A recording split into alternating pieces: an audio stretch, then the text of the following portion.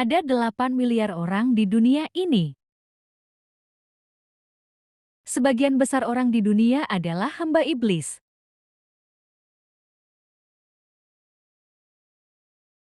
Manusia menurut mata manusia.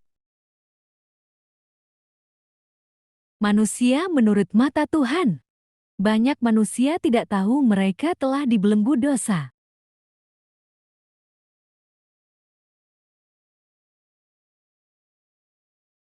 Apakah kamu tidak tahu bahwa apabila kamu menyerahkan dirimu kepada seseorang sebagai hamba untuk mentaatinya, kamu adalah hamba orang itu yang harus kamu taati, baik dalam dosa yang memimpin kamu kepada kematian, maupun dalam ketaatan yang memimpin kamu kepada kebenaran. Roma 6 ayat 16. Sebab itu hendaklah dosa jangan berkuasa lagi di dalam tubuhmu yang fana, supaya kamu jangan lagi menuruti keinginannya. Roma 6 ayat 12. Di mata manusia, mereka adalah pemimpin-pemimpin agama. Di mata Tuhan, sebagian besar dari mereka adalah hamba dosa karena mereka memilih mengikuti kemauan mereka sendiri. Banyak orang Kristen membuat rencana masa depan mereka sendiri. Banyaklah rancangan di hati manusia, tetapi keputusan Tuhanlah yang terlaksana. Amsal 19 ayat 21. Di mata Tuhan. Hai hamba-hamba, taatilah Tuanmu yang di dunia dengan takut dan gentar, dan dengan tulus hati, sama seperti kamu taat kepada Kristus. Efesus 6 ayat 5. Ini raja, dia adalah seorang budak. Raja diculik para penjual budak. Dia dijual sebagai budak. Raja dijual ke orang yang bersedia membelinya dengan harga tinggi. Raja tidak punya rumah, uang, keluarga, harapan, makanan, rencana, dan pakaian. Raja melayani dan mematuhi tuannya dengan sepenuh hati. Tuan raja memberikan raja makanan, minuman, pakaian, dan kebutuhan sehari-harinya.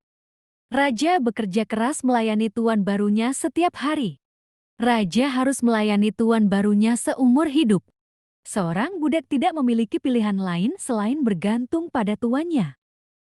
Karena tuan raja tidak membeli raja agar dia melayani, mematuhi, dan mendengarkan tuan lain.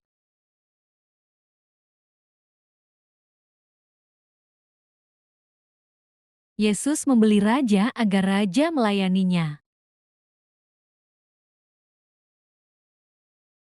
Yesus mengasihi raja dan raja mengasihinya. Hamba-hamba hendaklah taat kepada tuannya dalam segala hal dan berkenan kepada mereka.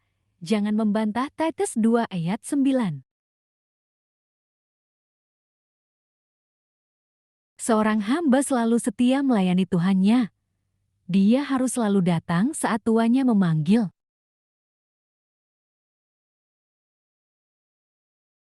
Seorang hamba setia menunggu perintah tuannya. Tuhan menguji hamba-hambanya agar hamba-hambanya menjadi orang yang teruji. Roh Kudus menjelaskan perintah-perintah Tuhan pada raja. Dia juga mengatakan raja harus mematuhi semua perintah Tuhan.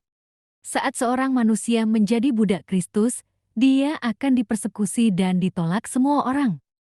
Memang setiap orang yang mau hidup beribadah di dalam Kristus Yesus akan menderita aniaya. 2 Timotius 3 ayat 12. Seorang Kristen adalah seorang asing di dunia ini karena mereka bukan berasal dari dunia ini tetapi dari surga. Saudara-saudaraku yang kekasih, aku menasihati kamu supaya sebagai pendatang dan perantau, kamu menjauhkan diri dari keinginan-keinginan daging yang berjuang melawan jiwa. Milikilah cara hidup yang baik di tengah-tengah bangsa-bangsa bukan Yahudi, supaya apabila mereka memfitnah kamu sebagai orang durjana, mereka dapat melihatnya dari perbuatan-perbuatanmu yang baik dan memuliakan Allah pada hari Ia melawat mereka. 1 Petrus 2 ayat 11-12. Engkau memberitahukan kepadaku jalan kehidupan, Di hadapanmu ada sukacita berlimpah-limpah, di tangan kananmu ada nikmat senantiasa. Mazmur 16 ayat 11. Mendekatlah kepada Allah, dan Ia akan mendekat kepadamu. Tahirkanlah tanganmu, hai kamu orang-orang berdosa, dan sucikanlah hatimu, hai kamu yang mendua hati. Yakobus 4 ayat 8. Lalu Ia berfirman, Aku sendiri hendak membimbing engkau dan memberikan ketentraman kepadamu. Keluaran 33 ayat 14. Seperti itulah kehidupan di jalan Tuhan.